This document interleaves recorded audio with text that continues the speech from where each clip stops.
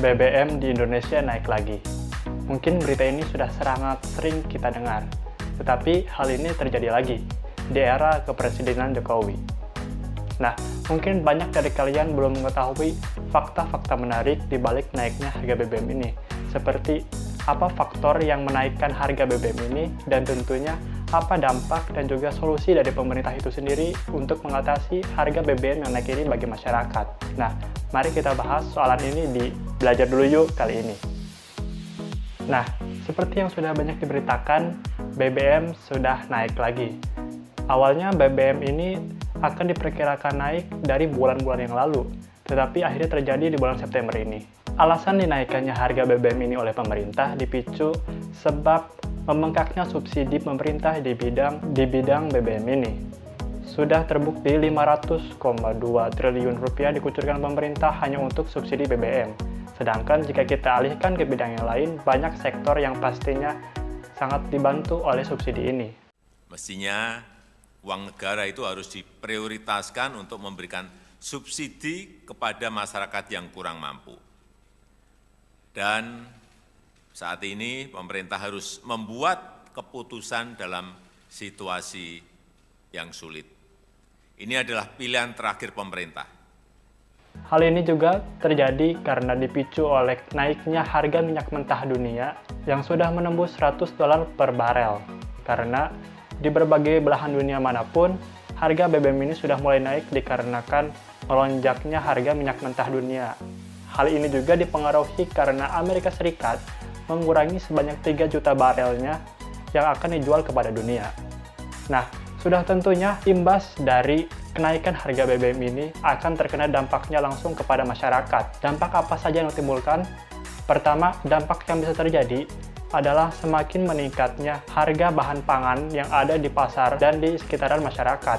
Harga bahan pangan yang menaik ini dikarenakan penyaluran menggunakan mobil ataupun truk membutuhkan solar yang banyak. Dan tentunya truk-truk ini datang dari daerah-daerah di pelosok Indonesia dan disalurkan ke kota-kota yang ada di Indonesia. Tentunya mereka ini menggunakan solar yang mereka beli di depot-depot Pertamina. Imbasnya, harga pun ikut naik dan juga masyarakat menjadi terbebani karena pengeluaran yang semakin membengkak. Yang kedua, moda transportasi menjadi semakin mahal. Tentu saja, hal ini berderet kepada moda transportasi seperti bus, travel, dan lain-lainnya. Karena bahan utama ataupun modal utama mereka adalah untuk mengisi bahan bakar. Jika bahan bakar naik, tentunya harus diikuti dengan naiknya juga harga jasa transportasi yang mereka kenakan, ataupun tarif transportasi yang mereka kenakan. Tentunya ini juga menjadi salah satu penghambat akomodasi antar daerah untuk bermobilitas antara warga lain yang ingin berpindah tempat ke tempat yang lainnya. Nah, sebenarnya juga pemerintah sudah menyiapkan beberapa langkah progresif untuk mengantisipasi kenaikan harga ataupun kericuhan yang ada di masyarakat. Terbukti masyarakat saat ini sudah banyak melakukan demo-demo yang diinisiasi oleh para mahasiswa ataupun kelompok masyarakat tertentu yang berdemonstrasi di daerah masing-masing yang meminta kepada pemerintah daerah setempat untuk menurunkan harga BBM ini. Usaha yang dilakukan pemerintah yang pertama adalah memberikan bantuan sosial secara tunai kepada masyarakat yang membutuhkan. Tercatat, pemerintah sudah menyiapkan 12,24 triliun rupiah kepada 20,26 juta keluarga yang ada di Indonesia yang berhak menerima bantuan. Selain itu, pemerintah juga menyiapkan anggaran sebesar 9,6 triliun rupiah bagi para pekerja yang bergaji maksimal 3,5 juta per bulannya, dan itu ditujukan untuk 16 juta pegawai di Indonesia. Bantuan di sektor transportasi sebesar 2,17 triliun rupiah kepada para pelaku transportasi seperti ojek, angkutan umum, dan lain-lainnya. Bantuan langsung tunai BLT BBM sebesar 12,4 triliun rupiah yang diberikan kepada 20,65 juta keluarga yang kurang mampu sebesar Rp150.000 per bulan, dan mulai diberikan bulan September selama 4 bulan.